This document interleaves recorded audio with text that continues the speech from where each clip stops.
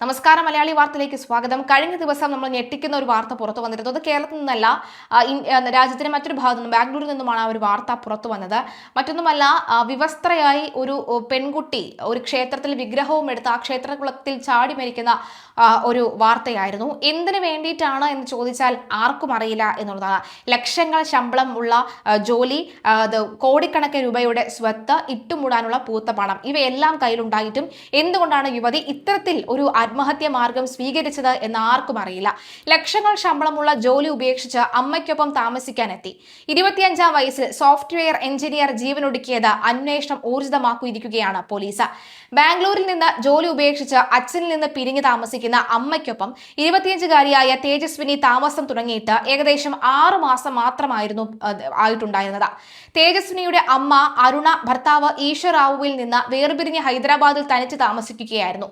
അമ്മ തനിച്ചായതുകൊണ്ടാണ് തേജസ്വിനി ജോലി ഉപേക്ഷിച്ച് മടങ്ങിയത്.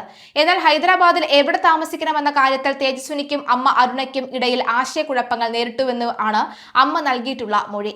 ആന്ധ്രാപ്രദേശിലെ വിജയനഗരം ജില്ലയിലെ ദേവപ്പള്ളിയിൽ നിന്നാണ് ഇവർ ഹൈദരാബാദിലേക്ക് എത്തിയത്. ബാംഗ്ലൂരിൽ ജോലി ചെയ്തിരുന്ന കാലത്ത് ജോലി സംബന്ധമായ വലിയ സമ്മർദ്ദങ്ങൾ തേജസ്വിനി അനുഭവിച്ചിരുന്നുവെന്നും മാനസികാരോഗ്യ പ്രശ്നങ്ങൾ കാരണമാണ് മകൾ ജോലി ഉപേക്ഷിച്ചതെന്നും അമ്മ പോലീസിനോട് വ്യക്തമാക്കിയിട്ടുണ്ട്. കുടുംബപരമായ സാഹചര്യങ്ങളും അവളുടെ മാനസിക ബുദ്ധിമുട്ടുകൾക്ക് കാരണമായിരുന്നതായാണ് അരുണ മൊഴി നൽകിയിട്ടുള്ളത്.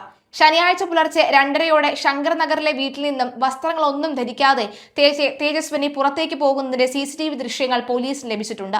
ഒരു അമ്പലത്തിന് സമീപം അല്പസമയം നിന്നതിന് ശേഷം അവിടെ വിഗ്രഹത്തിന് ചാർത്തിയിരുന്ന ഒരു വസ്ത്രമോ തുണിയോ എടുത്തുകൊണ്ട് തേജസ്വിനി തടാകത്തിലേക്ക് ഓടുന്നതും CCTV ദൃശ്യങ്ങളിൽ വ്യക്തമാണ്. തേജസ്വിനിയുടെ മരണം ആത്മഹത്യയാണെന്നാണ് പോലീസ് വിലയിരുത്തൽ.